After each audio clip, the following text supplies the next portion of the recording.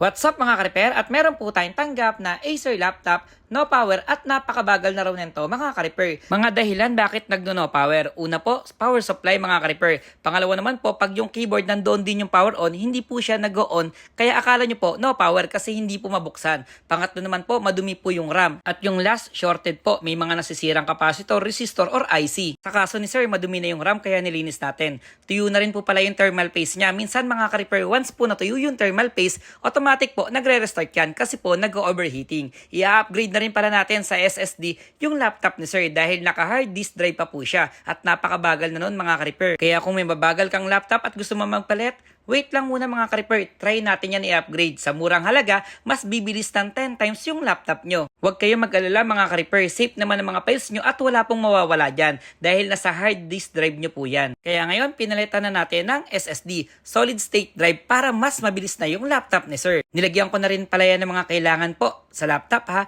mga drivers at kung ano-ano pa mga ka-repair. Kaya mga ka-repair, hindi lang po cellphone ang ginagawa natin, pati laptop na rin po. At pinatesting na natin kay sir kung okay na ba at mabilis na ba. At ngayon, smooth na pong gamitin mga ka-repair at binigay na natin kay sir. Salamat po sir. For this na lang malalaman na kung sino ang nanalo sa Thanksgiving raffle promo natin. Nakalive yan mga ka-repair, kaya patuloy lang kayo sa pag-share mga ka-repair. At salamat po pala Ma'am Joanna sa pag-aayos po ng business permit namin at BIR. Mga ka-repair, yan po yung Facebook page ni Ma'am sa mga gusto pong magpaayos. At salamat po pala sa mga nagpapalala move, LBC at JRS. Like na rin po pala kayo sa TikTok ko po, sa page ko po at sa main account ko po. Salamat mga ka-repair. Thank you po.